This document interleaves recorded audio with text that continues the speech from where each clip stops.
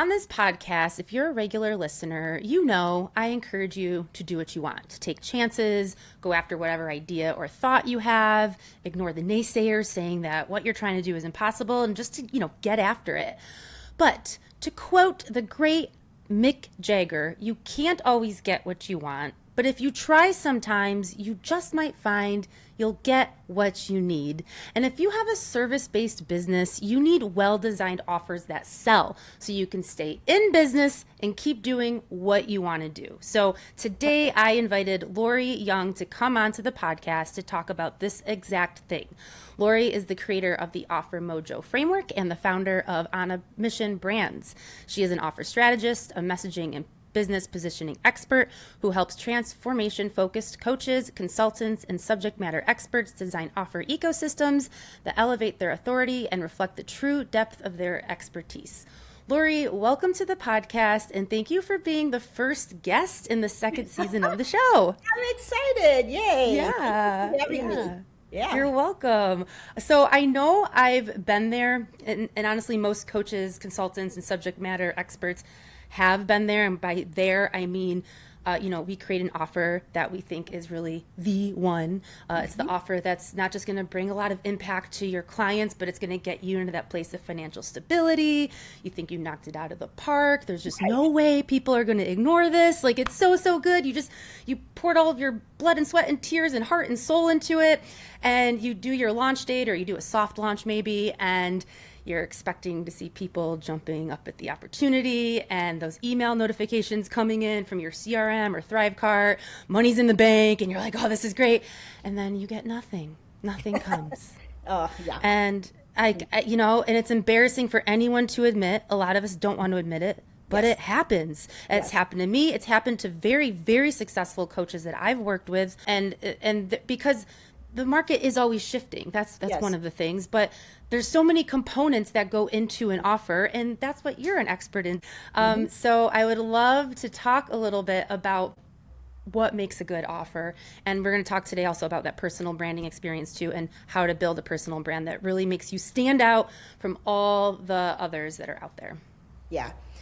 So first of all, like when you were describing this scenario, I literally had to laugh because the other day, one of my Offer Mojo partners asked me to record a video that she could send out to her list regarding this exact problem. And I swear to God, my video sounds like what you just said.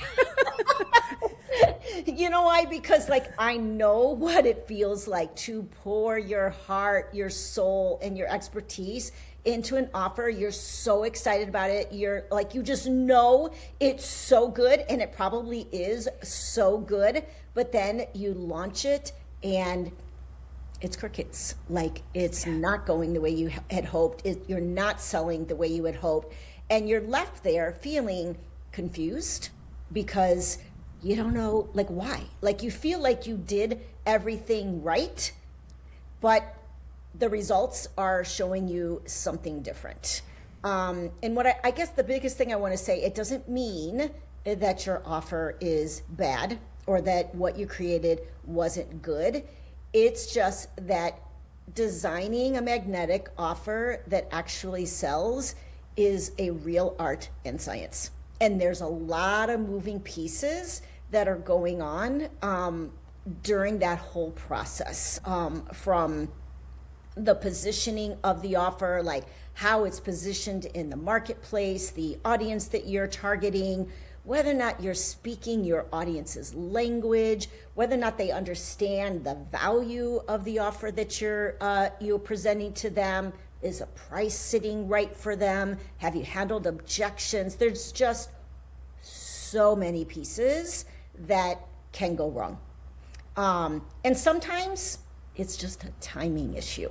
And that's one thing I want people to hear, because sometimes summertime is just sometimes not a great time to launch an offer. The other thing, one of my recent podcast guests, he's a sales expert, and he said something to me that just really sat with me. And I'm not going to be able to quote it exactly, but it was something around the 7-Eleven for, like, it was, the gist of it is the number of hours that a client needs to see your offer, the number of times you need to touch your prospect with an offer before it converts is insane. Yeah. So we think, oh my God, we have a good offer. We're going to offer to them and everyone is going to grab it. And the reason we think that is because of all the people out on the internet that are posting their stories, like the Yap Challenge that has sold $3.4 million. Okay. God, 6 million. is it 6 now? Okay. Yeah. I lost track. I know. It's crazy. Probably launched 3 times now. Yeah, twice. Yeah. She got lucky. She found a particular problem that she, felt people would really resonate with. It worked. The offer worked. It was a price point that people couldn't say no to. They jumped on like crazy. That doesn't happen for everyone. As a matter of fact, it doesn't happen for a lot of people. Yeah. And so I want to break that myth, because that's what we look at and we think, oh my God, what's wrong with me? Like, why can't I do what was her name? Jessie Jeans or something like that? Jessie Jean, yeah. Jessie Jeans, yeah. Yeah, her story is fascinating. A lot of people, I mean, she's being talked about because that was such an anomaly. Yes. And one, she had the volume, she had the marketing background. She had a business coach in the background helping her. And she's transparent about all of this, but people see one video and one thing and go, oh my gosh, like what, Right. there are so many factors into getting a good offer. And the other thing she did was create a wait list. So she saw the demand and she built a wait list before she even created it. And that's what her business coach, who's Julie from FG Funnels. Oh yeah, Julie Chanel. Julie Chanel. So her business coach is Julie.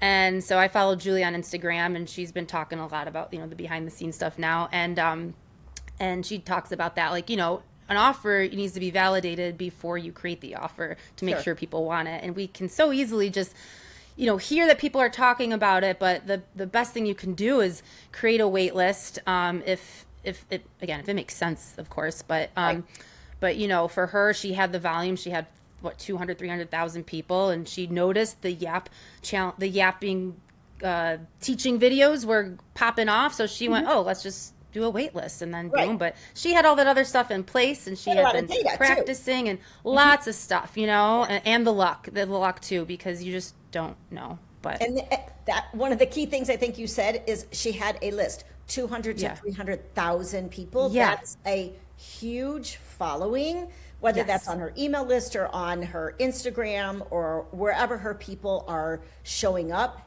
That is huge.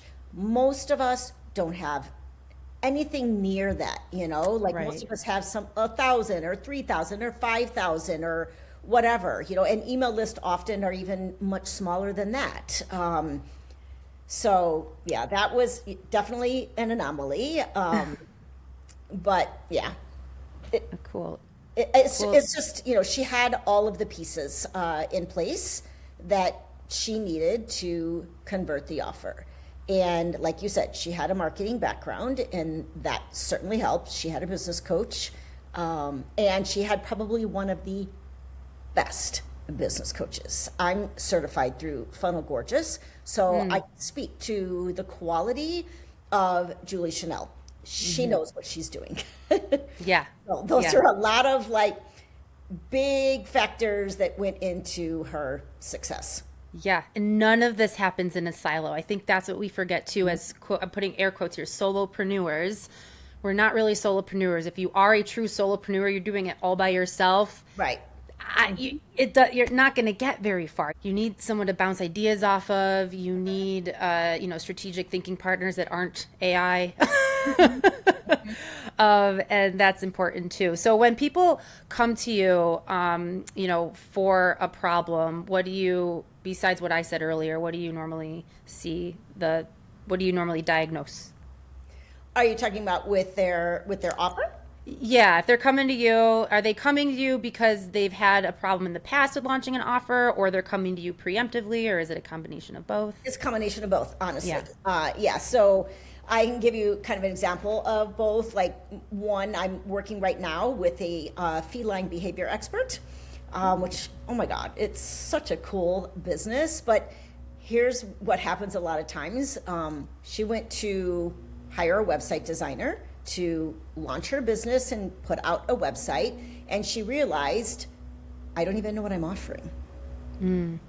Okay, and people do that. Like I was talking to someone in a coffee chat the other day, and she was starting a business, and when I asked her, like, what's your offer? Like, what are you, what do you want to be known for? She was just like, I don't know. I don't even have a website. And she was more concerned about having a website than having an offer. Your offer is the foundation, the backbone of your entire business. If you don't have an offer, you don't have a brand, you don't have a business, you have nothing to go out to the market with. Right, to sell. Right? Yeah. So sometimes it's newer people who are starting a business, or maybe they're pivoting and realize, like, yeah, I just need to kind of start all over. And they know that they need to create some sort of offer. They know that they need to understand, like, what am I selling, right? How am I packaging up my expertise in a way that people are actually going to buy it?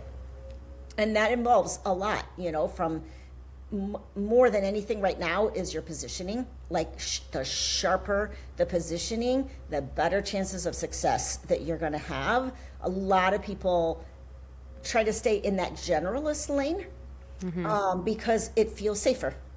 Let me just offer all the things. Let me just, do everything that my clients need, because then I can get more clients. And actually the opposite is true. The more you can be known for one thing and one thing only, the better chances you are at attracting your ideal clients, being very easy to refer. And then you take that one thing, you lead with that, it makes your marketing so much easier. And then you can layer in your other expertise underneath it. Yeah, you talk about the unique Mojo offer. And when I looked up Mojo, because I've heard it, honestly, I think of Powerpuff Girls. Do you know what I'm referring to? I know the Powerpuff Girls, but I'm not familiar with them using that term. The villain is Mojo Jojo. Okay, and so what does Mojo mean in that sense? Because, and then I'll explain what it means to me. So I don't, so I Googled it because I was like, what does the actual word Mojo mean? When my initial, besides Powerpuff Girls and the villain Mojo Jojo, he goes Mojo Jojo, and I go Mojo Jojo would be like his little like catchphrase, and for all the millennials out there, but yeah, so she so anyway, I typed in Mojo because in my brain I thought like someone who's got some mojo, like a vibe or some spice or something like that. Now it's interesting enough. I just typed in Mojo and hit enter on Google, and it said, hold on, it said it refers to a personal charm, magical power, or general sense of luck and confidence. And below that, there's something called Mojo sauce, which is some sort of Latin and Caribbean cooking type of marinade. So I was like, oh, that's sort of like appropriate too, right? So anyway, what you created the name of the offer? What were you offer Mojo? Okay, so if we like translate it in the simplest terms, it's offer magic. Yeah. So what is your magic that you bring to your brand, your offers, your business? Because everyone has their own unique mojo. Everyone, I don't care. You could have 5 copywriters like sitting in front of you. Every single one of them is different. They all have their own unique mojo. And to me, that is your magic. And that's what I really love helping people like figure out like, what is my mojo? Because so many people think there's nothing different about me. Like, I'm just like any other copywriter, or I'm just like any other systems strategist or whatever. And that's not true. Like, that is not true. Everyone is born with their own unique magic, their own unique, like, genius, their own unique, like, personality, everything. And all of that helps build your brand and sell your offers. Yeah, and you can't have one without the other. And you mentioned the copywriter thing. It's funny because all of us copywriters are very much not in competition with each other, because we all know we all have our own. Some people like to do technical writing. Some people are just email only. Some are website copy. Some are more focused on personality. Some are, I mean, and we just, none of us ever feel threatened, and we're a big old happy family in the online world, referring each other, probably also because we understand positioning and messaging, and that's what we also do. You know, we don't just write copy. So for us, we're just like, oh yeah, I never feel threatened. And that goes along with one of my tenets and things I like to talk about. I just did a talk about it last month, is that there's no such thing as competition. When you have your positioning is really strong and your messaging is strong, there is no competition. You know, when you feel fully, you believe in your own offers and values, and you feel strongly about them. If somebody, I mean, we overlap in ways, right? Messaging, yes. But I don't feel threatened or like we're in competition, because you have your Mojo and I've got mine. So, right, exactly. You know, so it's like, yeah, come on the podcast. Like, I don't care. You know, I'm not like, there's no competition. I don't consider myself like a copywriter by any like shape, just no way. Like, I mean, I just hired a copywriter like for my own business, just because I feel like I can look at messaging and I can say, yeah, that's like vanilla, that's generic, that's vague. Like, you know, we need to sharpen the positioning, we need to be more clear, we need to be more emotionally resonant. But actually writing the copy to make people sound that way, that's not my specialty. Like, my specialty is more high level strategy and offer design. The offer design, right? That's where it's different, because I'll do the high level strategy, messaging, and positioning than the copy, you know, and I might talk through the offers a little bit, but if they are really struggling with offers, then I'd send them over to you, you know, so. Right. Exactly. So you talk about, you've got 7 dimensions you use to help experts out and help them stand out. And we're going to talk about 4 out of the 7. And if anyone listening wants to know the remaining 4, you can go to Lori's website. I'll put everything in the show notes, or listen to your podcast too. I'm sure you talk about it on your podcast. So let's talk about personality first. That's my jam, because I'm all about the personality-driven copy, making you sound like you, sound human-y, because that's what's going to make you stand out. It's such a natural extension of yourself to use that, but it's scary for people to be seen. I made a post about this the other day where I'm like, I'm not a button-up, like, look, I'm wearing a tank top and a sports bra underneath this and a baseball hat. Like, I am not someone who's going to be dressed up in a suit and tie or blazer or whatever. Right. It's just not me, you know? And so, and I'm not going to use businessy language. And I started off that way, like, because I thought that's what I had to be, or that's how people would take me seriously. But then I realized, once I just was not 100% myself, WYSIWYG, what you see is what you get. Right. That's when the clients started coming in more frequently, you know? I didn't have to pitch myself. People would be like, I like your vibe. I like your mojo.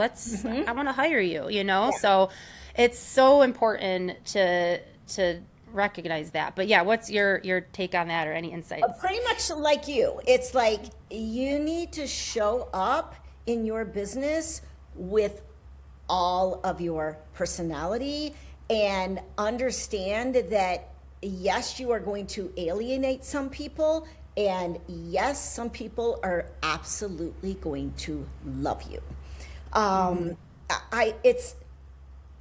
It's funny, because like I think I've done a lot of work on myself, which has enabled me to show up fully as myself. But even still, like recently, I decided to challenge myself by doing just straight talk to camera Instagram stories.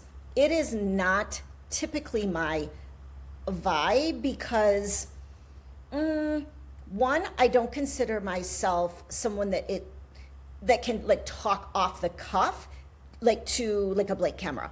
Yeah, it's tough, yeah. I'm good like talking in like this kind of a situation, but like I consider myself more of a writer, And so I have this personality. I'm an introvert.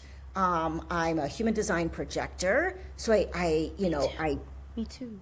are you really? I'm a projector, yeah. I didn't know that about you. Yeah. That's pretty cool. I love I didn't know that about you either. projectors. I know, only 20% or something like that, Yeah, right?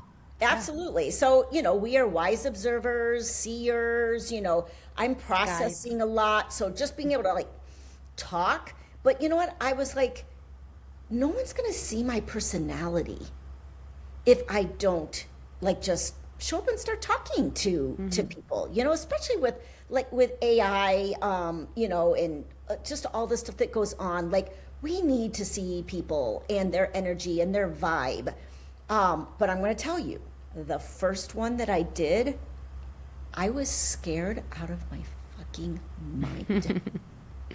It touched something really deep in me. Like, oh my God, they're seeing the real me. Now, I could do it in podcast, but I don't know what it was about Instagram stories. And I think it's because I see like a lot of these younger people being able to do like really great Instagram stories. And I'm like, oh, this old chick is out here trying to do Instagram stories. What the hell does she think she is? Like, that's the kind of thoughts that were like going through my mind. And I was genuinely nervous. But I want to encourage people to break through that. Like I pushed myself past that. I'm like, no way, no. I have a lot of good things to say, and I think I have a lot of good personality when I let myself like just be myself. And even if you don't like my personality, oh well, I guess I'm just not the right person for you. Then you can go hire Seals Lockley.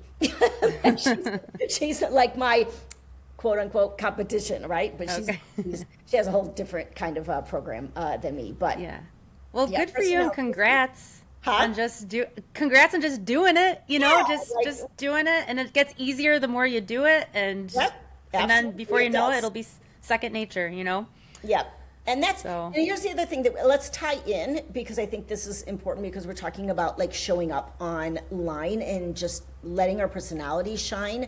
One of the things that I'm always looking for when I'm helping people like develop the base of their brand is, what are those contrarian points of view that you have in your industry that might be different than somebody else? Like, how willing are you to push against the norm? And that's hard for a lot of people, because people judge. Period. They judge. And you have your point of view on AI.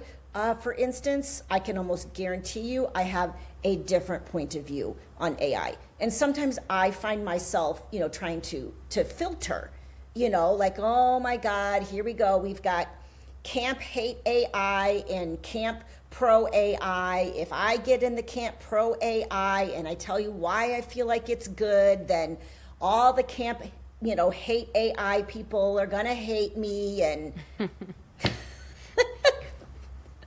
but guess what?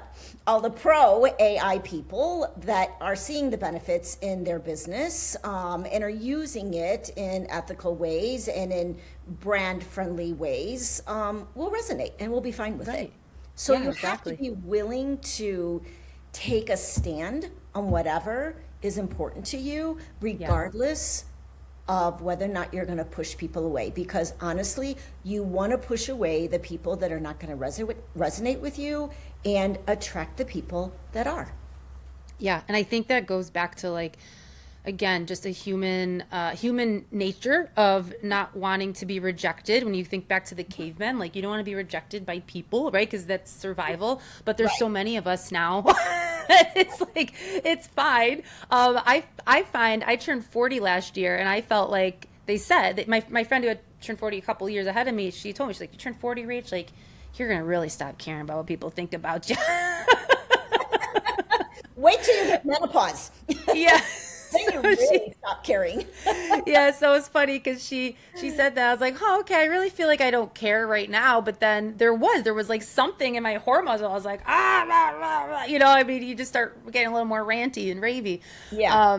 So that's a little easier to get that contrarian point of view. And I admire those who are in their 20s and 30s who are already doing it, because Right, it's got to sure. be much harder, the women at least. So, but then still, even as you get older, like, there's still things that you have these deep-seated fears about that can stem from your childhood or whatever, and so being aware of that and knowing we're all going through it, and just to know that your people are out there. There's not just 5 humans out in the world all struggling to survive in a cave. Like, there's so many of us. So find your Right. people, and your business is gonna grow. Everything's gonna grow coming from that. Yes, absolutely. Yeah. So there were two other Yes. things, and we talked a little bit about one of them, which was your core specialty, or what I call your lane, or your stake in the ground. If I ask you, what do you want to be known for? Can you answer that in one sentence? Even one Are you word. asking me right now? Can you answer in one sentence? Well, it's funny you say this, because I've been struggling with this as I've been in this pivot in my brain, and not quite ready to announce to the world I'm done with copywriting projects. I'll do like 3 a year, but I'm pretty much done. Okay. Yeah. Surprise, any listeners? Surprise! I'm pivoting. So. Like, everyone in my inner circle, anyone who actually probably does listen to this podcast does know, like, that's been in my mind for a while. Right. So I've been going through this whole known thing, and I actually wrote a whole sales page for Shanti Zach, who has a membership called Known. Like, what do you want to be known for? I think I'm in her community as a result of you, probably. Oh, okay, cool. Yeah, so I wrote her emails and sales page for that Known, how to be glued without being on your, how to be known without being glued to your phone, I think was her tagline. Okay, got it. And so I was going through her, she's got her Known GPT, and she's got her, her workshops and brand clarity codex and all that stuff. And you're going through, but at the end of the day, I still need someone to bounce ideas off of. I can't just like do it internally. So I've been working on the Known thing. What keeps and really just experimenting. Like, you've seen me with my Do What You Want community. I'm just in there, and it's a playground for me. Like, I'm like, we're just playing around in here, and I'm trying to figure it out as I go, because for me, taking action is what creates the clarity. If I just think too much, then I just am stuck. So so what I think what's kind of keeps coming up over and over again, I'm just noticing the patterns, is the Do What You Want mantra. I want to create a talk called how to do what you want, and talk about, like, those, the things we talked about at the beginning of just being afraid to do the thing and all that human psychology stuff, and then what's on the other side when you do push through and do what you want, and I don't know, create a whole framework around that. So the Do What You Want mantra, and then that human-y aspect too. Like, I just did a brand voice training last night, how to sound more human-y and less chat GPT is the name of the training. And it's sitting there. I have it as a paid product, I have it as a training, and I don't do much with it unless someone asks. And I'm like, I do enjoy this. And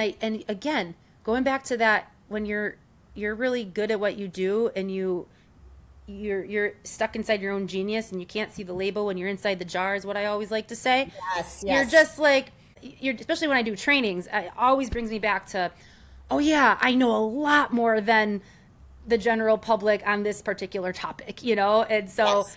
So that's a long-winded way of saying, what do I want to be known for? I don't know exactly, but I'm getting closer. Process. It really is a process. It took me like going through like complete burnout and just breaking down to realize what my core genius was, which is designing offers. Like, I freaking love to design offers. I could design 1,000 offers a year and never get bored with it. And that's what you need to find. I can't do that in my own business. Right. So it's like, Right. let me just do it for other people then instead, right? And Yeah. I love it. I love to talk. I'm very, very passionate about it. And my brain is very uniquely wired for offer design. Like, I'm very half creative and just full of like creative ideas, and half very structured. Is that the projector? Because that's how I am too. Is that a projector thing? I I don't don't know. know. I don't know. Sometimes I think it's like an autistic thing. Like it's just Okay. like I'm just like I don't know. Like my brain Yeah. is just really. It's also a Capricorn thing, like Okay. in my mind, for people that are into Yeah. astrology. But Capricorns tend to be very structured, very routine, and I just have a way of being able to structure methodology in a way that works so that people can have their own unique framework. Yeah. So I think that passion, your like you said, your core genius, like something that you just know. Now that doesn't mean that I don't use all of my other background in branding and marketing and operations and all of the stuff that I bring to the table, but I lead with offers and positioning. Because I've lived the story. I have. I've lived the story of being a generalist and knowing that it didn't work. Yeah. I love your It emails. stopped working because the business climate has changed. Yeah, that too. Yeah, Yeah. you talk a lot about that in your emails too. I encourage everyone listening to sign up for your newsletter because every time I read your newsletter, I'm like, oh, I could have written this, and I think you've replied a couple times. You're like, Rachel, I could have written this. Like we're just like, Yeah. just always thinking about the similar things and what prevents people from moving forward, and the common struggles and frustrations of service providers and such. So the last one then we have is the methodology, how they do the work, name or unnamed. Tell me a bit more about that. Yeah, so I truly believe if you are going to establish yourself as an expert and to build authority and be able to charge premium prices, you need to build a framework or a methodology that you want to be known for. For me, that's the Offer Mojo system. And it's a very specific methodology that I take all of my clients through, and every single offer that I create is based off of it. It pops off of that methodology. All my content pops off of that methodology. So it's really about having a unique perspective, a unique way that you bring transformation to your clients, and putting a framework and a structure to it so that one, it's easier for you to develop IP around it, and two, it makes you unique, and three, it's like, oh wow, this person has an expertise, and the clients or prospects can look at it and go, oh, okay, cool, she knows what she's doing. Yeah, I was just going to say that last part of when people are going through so many different options of people that they can hire, to do. There's, like you said, there's a lot of. I just said there's no competition. There's a lot of different similar businesses out there, right? That are offering similar things, and so to make it easier for a prospect to just glom onto that framework that you have, they go, oh, she's got a framework, and then it's easier for them to digest and understand. And like you said, just, oh, she knows what she's talking about, so Right. I'll go with her. Yeah, So, yeah. exactly. Yeah. Now you have three more, which just going to have to wait on those. Either have you come back or, like I said, people can go to your website and check it out. I don't But know before that we, they're on there. oh, okay. That's all Honestly, right. because it's actually the work that I do with my private clients. But That's true. Yeah. it's okay. I am actually developing an interactive offer called the Mojo Microscope, which is going to kind of put this together and actually Okay. give someone an actual report on their unique Mojo. And so it will cover the other three. I don't have it done yet, but Okay. you can come back. I'm intrigued. Yeah. Well, that brings us to, that's a perfect segue into the offer X-ray, which you Yeah. have right now that you're promoting. And if anyone, this is going to go out next Wednesday. I'm going to have this get scheduled. So people can, if they listen early, they can hear and see, get that special promo, or was it the founding member Yeah, price? So talk a little bit about the offer X-ray before we go. Okay, so we're going full circle back to the very Yeah. beginning of There the we go. episode. Perfect. Yep, Yeah. where we talked about the confusion that happens when we create an offer that we think is really, really good, or know that's really, really good, and we launch it and it doesn't sell. The offer x-ray tells you why. It is a deep diagnostic that you run your unique offer through. It takes about an hour, so it's very, very comprehensive. And it walks through the 6 pillars of my Offer Mojo framework: positioning, structure of your offer, ecosystem, where your offer sits in your ecosystem, visibility, messaging, and ultimately sales. And it asks very, very targeted questions depending upon your input. So it's kind of like an interactive experience. And then it gives you a full-on PDF report that shows you what your strengths are in each of these areas, what you need to fix to optimize for more sales, and then gives you your top 3 priorities with a little action list of things that you can do right now to fix your offer and make it more sellable. That's what the Offer X-ray does. So it's kind of like having me in your back pocket to audit your offer at a much lower price. It's really does feel like you. I went through it. I did, and it did take about an hour. I think I sat down, and it saves your progress. So if you don't have a full hour, you can come back to it, because I think I did it in 2 sessions, because the dogs needed me or whatever. And so I did it, and I did it with I did actually with the community, because I knew that wasn't good. So I was like, this is going to get a low score. I know this is not good, but it's going to give me some clarity, because as you know, I've just been, doing whatever in there, and I'm like, let me just see what it says. And it did take an hour. And when I first started, I was like, I know it's 9 p.m. right now, but I swear Lori's right there on the other side talking to me. Like it felt very human-y. Yes. And we've met a few times and talked, and so I know your tone of voice and your personality, and so it had all of that in there. It was really cool. It wasn't just Chat GPT, type tone or whatever. It really was Lori Young tone. And so it was really cool. And then of course, I got it to the end, and it pulled out and it told me a little bit of, I was like, okay, yep. Here's the summary. Yeah. And then also like, oh, I gotta work on this. Yeah.